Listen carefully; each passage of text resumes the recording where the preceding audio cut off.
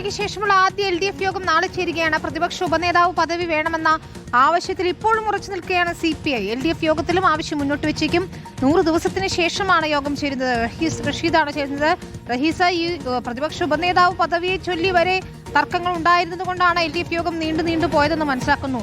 100 ദിവസത്തിന് ശേഷം യോഗം ചേരുമ്പോൾ ഇക്കാര്യങ്ങൾ ഉയർത്താനാണോ CPIയുടെ നീക്കം? CPI യോഗത്തിൽ പ്രതിപക്ഷ ഉപനേതാവ് സ്ഥാനം വേണമെന്ന ആവശ്യം ഉന്നയിക്കാനാണ് സാധ്യത.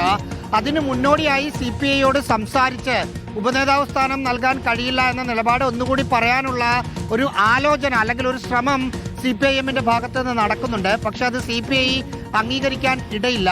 നാളത്തെ യോഗത്തിന്റെ ഒരു പ്രത്യേകത, സംസ്ഥാനത്തെ നിയമസഭാ തെരഞ്ഞെടുപ്പിൽ വലിയ പരാജയം ഏറ്റതിന് ശേഷം ആ തെരഞ്ഞെടുപ്പ് പരാജയത്തിന്റെ കാരണം LDF ഇതുവരെ വിലയിരുത്തിയിരുന്നില്ല. തോൽവിക്ക് പിന്നാലെ ഒരു യോഗം ചേർന്നു. ആ യോഗത്തിൽ തിരഞ്ഞെടുപ്പ് പരാജയം അതാത് പാർട്ടികൾ ഒന്ന് പരിശോധിക്കട്ടെ, അതിനുശേഷം ഒരു ദിവസം വിശാലമായി എടുത്ത് LDF പരിശോധിക്കാമെന്ന തീരുമാനത്തിലാണ് എത്തിയത്.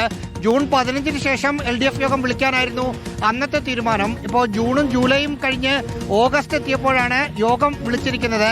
LDF പല വിഷയങ്ങളിലും കൂട്ടായി സംസ്ഥാന സർക്കാരിനെതിരായി ഒരു മുന്നേറ്റം നടത്തേണ്ടതുണ്ട്. ഇപ്പോൾ CPM എന്ന നിലയിലും CPI CPIയുടെ നിലയിലുമാണ് പരിപാടികൾ നടത്തുന്നത്. മറ്റു കക്ഷികളാരും സർക്കാരിനെതിരെ പ്രത്യക്ഷത്തിൽ ഒരു പരിപാടികൾ നടത്തുന്നുമില്ല. അത്തരം ആലോചനകൾ കൂടി നാളത്തെ യോഗത്തിൽ ഉണ്ടാകും.